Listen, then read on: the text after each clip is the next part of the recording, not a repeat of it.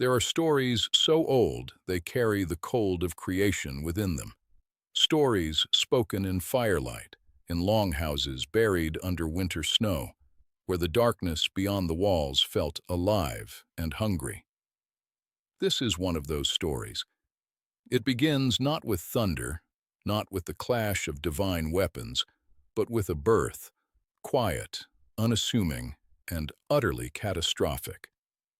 For among all the terrors that Norse mythology placed at the boundaries of the known world, one creature stood apart. One being made the gods of Asgard whisper to one another in rooms they thought were private. His name was Fenrir, and the gods had no one to blame but themselves. To understand Fenrir, one must first understand his parentage, for no creature springs from nothing, least of all monsters. His father was Loki, the shapeshifter, the trickster, the divine agent of chaos who walked among the Aesir gods with a smile that never quite reached his eyes. His mother was Angerboda, the giantess of the Iron Wood, a sorceress of terrible power who dwelt in Jotunheim's darkest reaches. Together they produced 3 children, each more alarming than the last. The great serpent Jormungandr, who would one day encircle the whole of Midgard, the half-living, half-dead Hel, ruler of the realm of the dead, and the wolf they named Fenrir. The gods of Asgard did not stumble upon news of these children by accident. The Norns, those ancient weavers of fate who sat at the base of Yggdrasil and spun the destiny of all things, had already recorded what was coming. Odin himself, the All-Father, whose hunger for knowledge had cost him an eye and 9 days of agony, had looked into the depths of prophecy and seen what these 3 children would become. One would encircle the world in its coils. One would receive the dishonored dead, and one, the wolf, would swallow him whole at the end of all things, at the great battle that would unmake the cosmos. The gods decided they must act. The Council of the Gods settled on a solution that was, in hindsight, deeply contradictory. Rather than destroying the wolf while he was still small enough to be destroyed, they chose to bring him into Asgard itself, to keep him where they could watch him, study him, and perhaps find some way to neutralize the threat he represented. This decision speaks volumes about the Norse understanding of fate. Even the gods could not simply kill destiny. They could only attempt to manage it. And so the young wolf came to Asgard, still a pup by the impossible scales of a creature such as he, but already larger than any wolf that walked the mortal world. The gods watched him arrive with carefully concealed dread. What the gods had not fully reckoned with was how quickly Fenrir would grow. Each day that passed, the wolf expanded, not merely in size but in presence, in power, in the terrible weight of what he was becoming.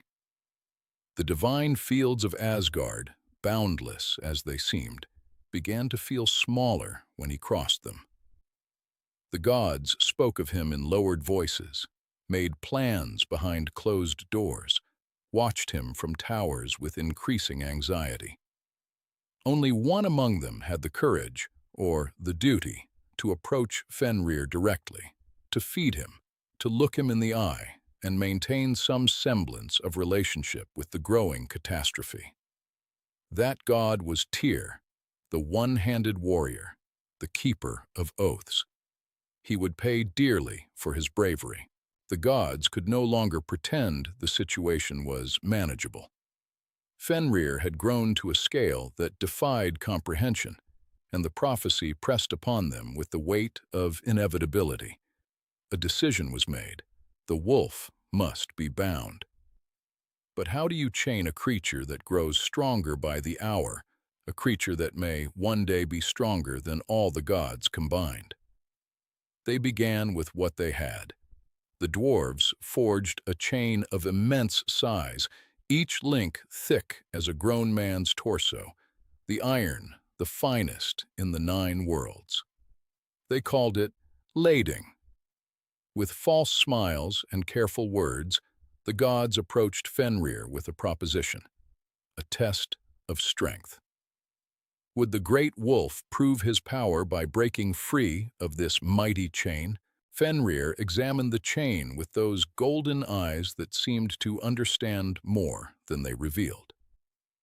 Then, with what might have been amusement, for this creature, born of a trickster, was not without intelligence, he agreed.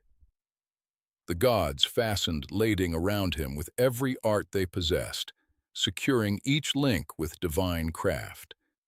And then, when they were done and stepped back with barely hidden hope, the wolf flexed. The sound that followed was not the drawn-out groaning of metal under stress. It was immediate and total, an explosion of iron, a rain of chain links scattering across the pale courtyard stones like coins. Lading was not broken, it was obliterated. Fenrir shook the last pieces from his coat with casual indifference. The gods smiled. Inwardly, they screamed. Undeterred, but profoundly shaken, the gods returned to the dwarven forges. This time they demanded something stronger. Twice the weight, twice the craft, doubled in every dimension. The new chain was called Dromi, and it was so heavy that no number of gods could lift it without combined effort.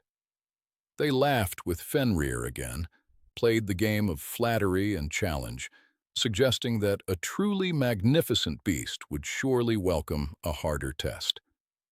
Fenrir was not a fool.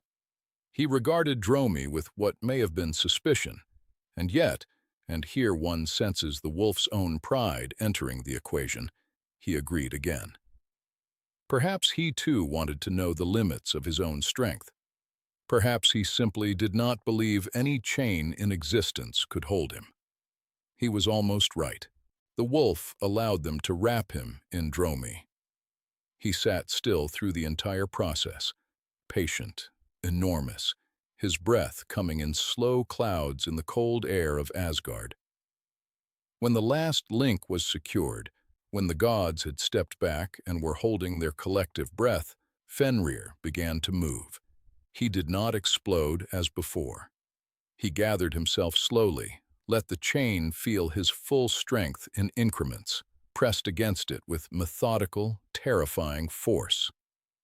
The sound this time was different. Dromi groaned, screamed in iron, bent, and then shattered.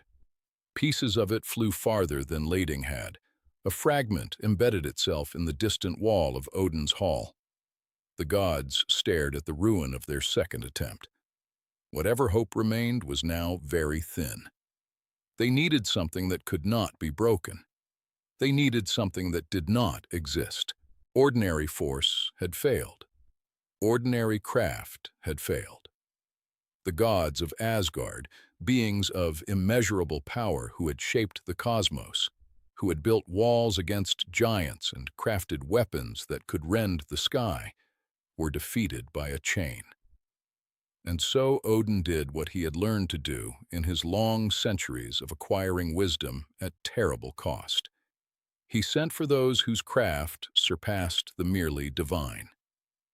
He sent to Svartalfheim, the realm of the dwarves, those small, ancient, underground masters of creation who made the finest things in all the 9 worlds. His messengers carried with them a commission unlike any before. Create something that cannot be broken. The dwarves did not build with iron this time. They built with impossibility. What the dwarves produced was Gleipnir, and nothing about it resembled what one would expect of the greatest binding ever created. It was not a chain. It was not a cage. It was a ribbon, soft as silk, thin as a whisper, pale as the light before dawn. Its ingredients, preserved in the old texts with the specificity of a recipe for something that cannot be replicated, are deeply illuminating. the sound of a cat's footfall, the beard of a woman, the roots of a mountain, the sinews of a bear, the breath of a fish, and the spittle of a bird. 6 things that do not exist. 6 impossibilities woven together. And in their non-existence lay their unbreakable power. The dwarves had understood something the gods had not, that reality's most absolute bonds are the ones you cannot see. The gods brought Gleipnir to Fenrir, and this time the setting was chosen with care. They traveled together, gods and wolf, to a lake called Amsvartnir, black as polished obsidian, in whose center rose the small island of Lyngvi. It was a place of isolation, of separation from the world, appropriate for what was about to unfold. Fenrir looked at Gleipnir, and for the first time, something changed in those golden eyes. The wolf was not foolish. He could sense the wrongness of it, a thing so soft and so slight that seemed to carry more weight than iron. He declined to be bound. He was willing to prove his strength against any honest chain. But this ribbon, this pale impossibility, the gods would need to give him something in return for his trust. They would need to offer a guarantee. The guarantee Fenrir demanded was the one thing that would make this story permanent. He would submit to the binding only if one of the gods placed their hand in his jaws as pledge of good faith. A living promise that if Gleipnir could not be broken, they would release him. Every god on that island understood what this meant. They understood that Gleipnir would not break, could not break, had been made specifically so that nothing could break it. They understood that whoever offered their hand would lose it. And so they stood in silence. Until Tyr, the god of law, of justice, of binding oaths, stepped forward. He looked at the wolf that had eaten from his hand through the years of growing.